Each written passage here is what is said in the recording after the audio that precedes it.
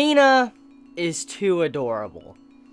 All of her reaction faces throughout this episode of Shingeki no Bahamut was just so cute. Like, I'm gonna have a massive Nina folder once all of this is said and done. Like, when this series is over, I want to have this big folder with just nothing but Nina facial reactions, because the way she was acting towards the king, or Chris, in this episode was very cute, and I just couldn't stop smiling. I think it's kind of obvious by now, most of you might already know, you all know how much I love romance, and seeing the way the romance was, added into this episode, and the way it was done, I was like, yo, it's just so good, it's so cute, because Nina, her reaction towards Chris the king, and then the way the king was acting towards her, I was like, this is like perfect chemistry between these characters, and the way they're getting along, the dancing scene, like, oh my god, like the dancing scene,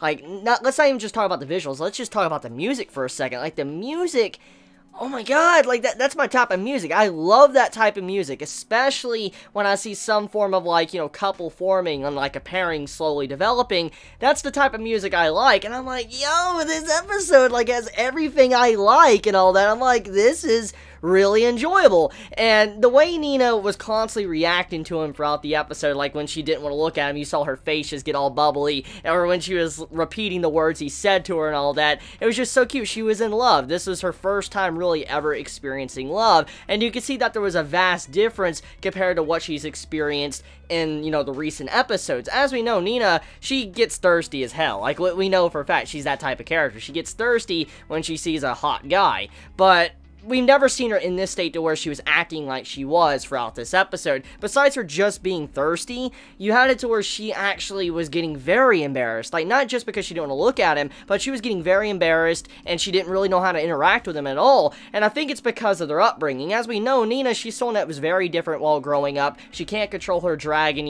form, and she was kind of isolated because of this. And you could say the exact same thing about the king as well, because think about his character too. We know he's a bit of an ass, because, I mean, look what he's been doing to the demons and all that and the angels as well. We know he's not the best dude. He is kind of messed up in a little bit, and we see how he continues to do things his way, even if Kaiser's telling him, like, hey, this is going to come back to bite your ass, but he's not really listening at all. Regardless, though, we get to see another side to him, and the way his upbringing was, we do know that he was someone that didn't start off as a noble. He had to work up through the rankings. He had to really go in to become what he is today in the world, and because of this, we know he also probably experiences a lot of isolation. He was someone that was by himself constantly, and even now that he's on top as the king, you can consider him being very isolated or lonely as well, because he is someone that has, like, no equal technically, since he is on the top, and no one really could stand up there with him. So there's many ways you can look at this, and so the compatibility between Nina and the king are really high, and it's understandable why they can get along so well, is because the way their childhood was, and the way they are right now as a person,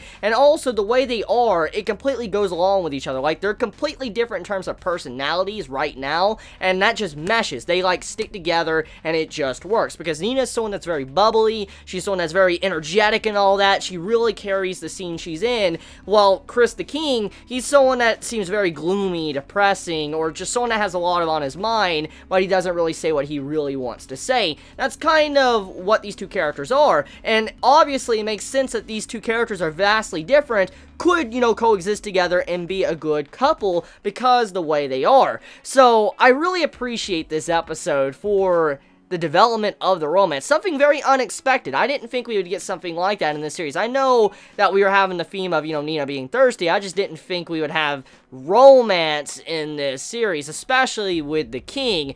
Now, speaking of the king, okay? Honestly, I might have been blind, I could have been blind, but I legit didn't have any idea. Like, the dude that popped up a couple episodes ago that Nina arm wrestled, I had no idea that was the king. Like, that slipped by. Like, I had no idea. And when I saw the beginning of this episode and it was revealed that the king was the dude that arm wrestled, Nina, I'm like, whoa, what? Like, I was like, yo, what? And then instantly I'm like, oh my god, like, that really was the king? What would drive him to do something like this? The only thing I could assume of why the king would do that is probably the typical thing you would see from a king or a princess in a show, is because they don't have time for themselves. They're not able to do what they want to do, or they don't want to really do the work that they're given, and they want to be themselves. They want to do their own thing, and that's what I'm thinking the king wants to do. He doesn't want to constantly worry about his duties, and he wants to do his own thing. So there must be more behind his character than meets the eye, and I can't wait until, you know, Shingeki no Bahamut Virgin Soul decides to finally reveal that aspect.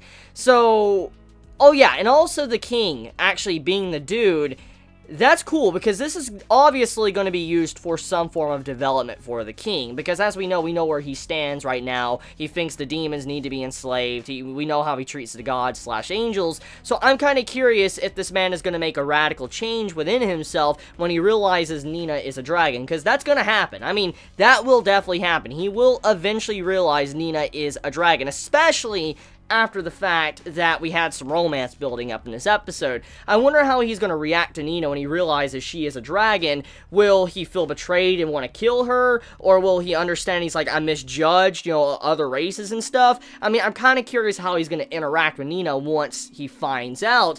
And that's probably one of the big things that's going to change his character in the future episodes.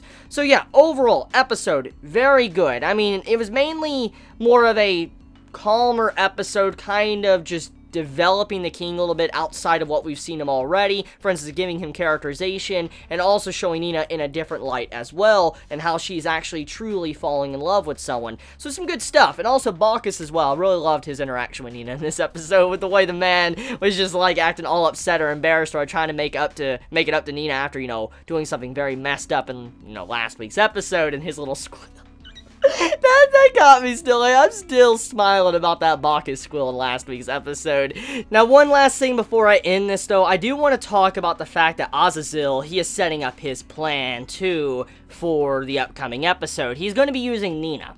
And I'm very curious to see exactly how Nina is going to feel after that, too. Because this is going to be Nina transforming against her will. Like, usually she doesn't transform because she wants to in the first place. But with Azazel going out of his way to use Nina, transform her into, you know, the dragon, all that, and use her to attack people, harm people, whatever.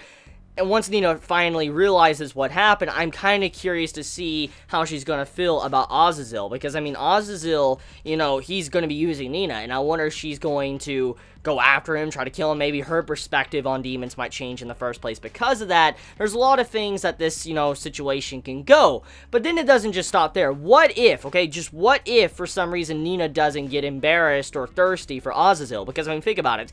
She is now experiencing love for her first time. She's falling in love with the king. I wonder if she's not going to have any reaction to Azazel because she's not in love with him. She doesn't really care about him. She wants to be with the king, Chris, or whatever. I'm kind of curious if that's what's going to happen. For instance, he's going to try to turn her into a dragon, but it's not going to happen because, you know, she's already in love with someone else. Maybe that might happen as well, so who knows. But anyways, though, thank you so much for anyone that, you know, commented, liked this video. Thank you for watching. I do appreciate it, and I love you all so much. Please be safe. Chibi out.